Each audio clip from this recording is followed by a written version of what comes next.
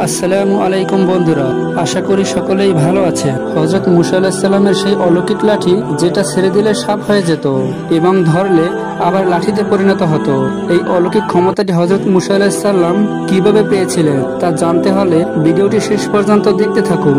হযরত মুসা আলাইহিস সালাম সুদীর্ঘ 10 বছর ধরে তার শ্বশুরবাড়ি হযরত শুআয়ব আলাইহিস সালামের নিকট থেকে বিদায় গ্রহণ করে কিছু জরুরি মালপত্র, কিছু পশু ও বিবি সফুরাকে নিয়ে মিশরের দিকে রওনা দিলেন। মাদায়েন থেকে কিছু দূর অগ্রসর হওয়ার পথে সন্ধ্যা নেমে আসে। তখন তারা সেখানে তাঁবু ফেলে রাত্রি যাপনের ইচ্ছা করলেন। বিবি সফুরা ছিলেন গর্ভবতী। পথে মধ্যে তার প্রসব বেদনা শুরু হয়ে যায়। হযরত মুসা আলাইহিস সালাম এই অবস্থা দেখে চিন্তিত হয়ে পড়লেন। তদুপরি চতুর্দিকে ঝড় বৃষ্টি আরম্ভ হয়ে গেল। সকলের ধারণা ছিল অল্প সময়ের মধ্যেই ঝড় থেমে যাবে, কিন্তু ঘটনা ঘটল তার বিপরীত। ঝড় ক্রমশ বৃদ্ধি পেতে লাগলো এবং ঠান্ডা বাতাসে সকলে কাঁপতে আরম্ভ করলো। কিন্তু সঙ্গে আগুন জ্বালানোর কোনো ব্যবস্থা ছিল না, যাতে করে তারা এক ভয়ানক সমস্যার সম্মুখীন হলো। হযরত মুসা আলাইহিস সালাম এখন তাঁবুর বাইরে এসে চারিদিকে তাকিয়ে দেখছিলেন কোথাও আলো আছে কিনা। দূরে দেখলেন পাহাড়ের উপর অনেকগুলো বাতি জ্বলছে। তখন তিনি সেখান থেকে আগুন সংগ্রহের আশায় সেই দিকে রওনা দিলেন। সফুরাকে বললেন, তোমরা একটু সময় অপেক্ষা করো, আমি আগুন নিয়ে ফিরছি। হযরত মুসা আলাইহিস সালাম আলো দেখে সেই দিকে হাঁটতে লাগলেন। অনেক দূর গেলেন, তবুও পাহাড়ের কাছে পৌঁছতে পারলেন না।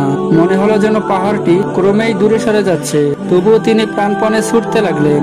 দীর্ঘ সময় পরে তিনি পাহাড়ে উঠলেন। তিনি সেখানে দেখতে পেলেন এক প্রকার গাছের শাখা প্রশাখায় আগুন জ্বলছে। তখন তিনি শুকনো ডাল হাতে নিয়ে স্পর্শ করলেন যাতে ডালটিতে আগুন ধরে, কিন্তু বহুবার চেষ্টা করেও তিনি আগুন জ্বালাতে পারলেন না। তখন তিনি খুব হতাশ হয়ে পড়লেন। এমন সময় আল্লাহ তাআলা বললেন, হে মুসা, আপনি এখন তুয়া উপত্যকায় পৌঁছেছেন। আপনি আপনার পায়ের জুতা খুলে ফেলুন, আমি আপনার সাথে কথা বলতে চাই। আপনি গাছের শাখা প্রশাখায় যে আলো দেখতে পাচ্ছেন সেটা আগুন নয়, সেটা আমার নূরের উজ্জ্বলতা মাত্র।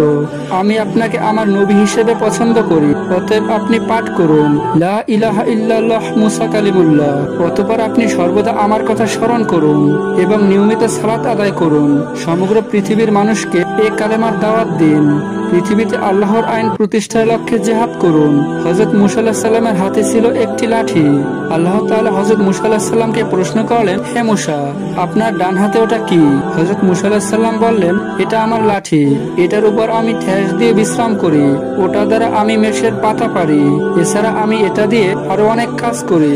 আল্লাহ তাআলা আদেশ করলেন, আপনার লাঠিটা মাটিতে ফেলে দিন। হযরত মুসা আলাইহিস সালাম লাঠিটা মাটিতে ফেলে দিলেন।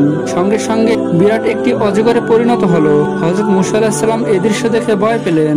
তখন আল্লাহ তাআলা বলেন, হে মুসা, আপনি সাপটি ধরুন, ভয় পাবেন না, ওটা পূর্বের অবস্থায় ফিরে আসবে। যখন হযরত মুসা আলাইহিস সালাম ওটাকে হাতে ধরলেন তখন সেটা লাঠিতে পরিণত হলো। পরবর্তীতে আল্লাহ তাআলা হযরত মুসা আলাইহিস সালামকে বললেন, আপনি আপনার ডান হাত বগলের ভিতরে ঢোকান এবং একটু সময় পরে বের করুন, দেখবেন সে হাতও অতি উজ্জ্বল। হযরত মুসা আলাইহিস সালাম আল্লাহর আদেশে বগলের ভিতর হাত গুজে বের করলেন। তখন দেখা গেল হাতখানি সূর্যের ন্যায় অধিক উজ্জ্বল বর্ণ ধারণ করেছে, যাতে পৃথিবী এক প্রান্ত থেকে অপর প্রান্ত পর্যন্ত আলোকিত হয়ে উঠেছে।